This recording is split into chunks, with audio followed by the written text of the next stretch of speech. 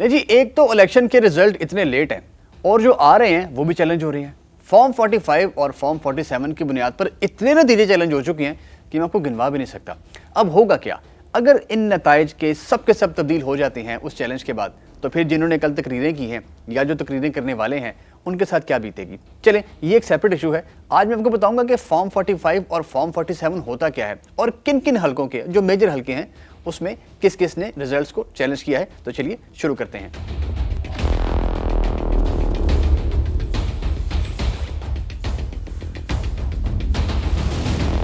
Form 45 एक हलके में मिसाल के तौर पर 400 पोलिंग स्टेशन है और 400 ही प्रिजाइडिंग अफसरान है। हर पोलिंग स्टेशन में जब पोलिंग मुकम्मल हो जाएगी उसकी गिनती होगी और जो प्रिजाइडिंग अफसर होगा वो गिनती करके एक फॉर्म देता है हर उम्मीदवार के जो भी पोलिंग एजेंट वहां पर मौजूद होते हैं, उसको कहते हैं फॉर्म 45। उस पर उस पोलिंग स्टेशन के वोटों की गिनती होती है पार्टी वाइज। फिर वो तमाम जितने भी होते हैं पोलिंग एजेंट्स वो उसको इकट्ठा कर लेते हैं और एक जगह पर जाके कंपाइल कर लेते हैं। प्रिजाइडिंग अफसरान जितने भी होते हैं वो सारे लेकर जाते हैं आरओ के पास। फिर आरओ जारी करता है फॉर्म 47। फॉर्म 45 की बुनियाद पर फॉर्म 47 जारी होता है जिससे जीत का ऐलान होता है। ये फॉर्म 47 मैंने पहले बताया कि ये आरओ जारी करता है। अब जो जितने भी नताइज चैलेंज हो रहे हैं ना, ये फॉर्म 45 और फॉर्म 47 की बुनियाद पर हो रहे हैं। जो उम्मीदवार है जो हारे हैं ऑब्वियसली वही चैलेंज करेंगे। उनका मानना यह है कि फॉर्म 45 के नताइज कुछ और हैं और फॉर्म 47 के नताइज कुछ और हैं, ये आपस में मिलते ही नहीं है। अब आपको बताता हूं कि किन किन बड़े हलकों में नताइज चैलेंज हुए हैं। मियां नवाज शरीफ से शुरू करते हैं। NA 15 मानसहरा और लाहौर NA 130। मानसहरा से वो हारे हैं, लाहौर से वो जीते हैं।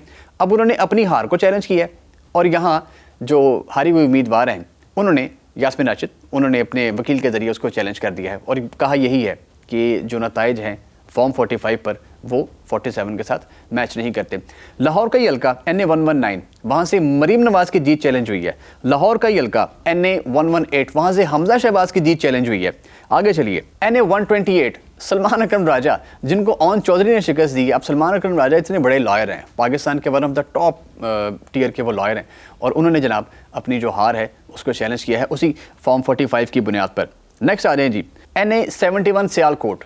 रेहाना डार साहिबा जो कि वालिदा हैं उस्मान डार और उमर डार की, उन्होंने जनाब ख्वाजा आसिफ की जो जीत है उसको चैलेंज किया। ये बड़ी हैरानकुन उसका नतीजा था। रात को लेट नाइट नतीजा अनाउंस हुआ और 1 लाख कुछ हज़ार वोट थे उनके और ख्वाजा आसिफ के वोट उनसे कम थे, लेकिन सुबह यकसर सूरत हाल बदल गई और इसी को उन्होंने चैलेंज भी किया है अदालत में। फिर रेहाना डार ही की बहू रूबा उमर डार जो कि उमर डार की अहलिया हैं, उन्होंने PP 46 सियालकोट से अपनी जो MPA की नशिस्त थी वो हारी हैं और उसको उन्होंने चैलेंज किया है। आगे चलिए जी, लाहौर का हल्का NA 127 अता तारड़ और NA 117 अब्दुल अलीम खान, इन दोनों की जीत को जो हारे हुए उम्मीदवार हैं उन्होंने चैलेंज किया लाहौर हाई कोर्ट में और यही कहा कि जो फॉर्म 45 हमने इकट्ठे किए हैं और जो फॉर्म 47 जारी किया है आरओ ने, उसमें बड़ा फर्क है। फिर PTI के जो हमायत याफ्ता उम्मीदवार हैं राजा बशारत, उन्होंने NA 55 से, पिंडी का हल्का है ये, उन्होंने पिंडी बेंच में ही इसको चैलेंज किया है अपनी शिकस्त को। अब जरा आपको ले चलते हैं इस्लामाबाद में, जहाँ पर शोएब शाहीन ने, ये भी PTI के उम्मीदवार हैं हिमायत याफ्ता, हल्का NA 47 से अपनी जो शिकस्त है उसको चैलेंज किया है।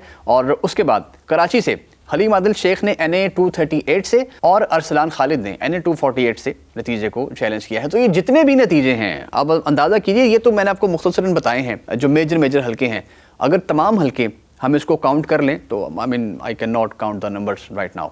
तो अगर इनके नतीजे तब्दील हो गए तो ये है असल सवाल और ये मुझे आपसे जानना है। इस पर आप तजिया हमें दीजिए, हमें कमेंट्स कीजिए कि क्या होगा अगर ये सारे नतीजे तब्दील हो गए। तो इस वीडियो के बारे में अपनी राय जो भी होगी कमेंट्स में दीजिएगा। इसको लाइक और शेयर ज़रूर कीजिएगा।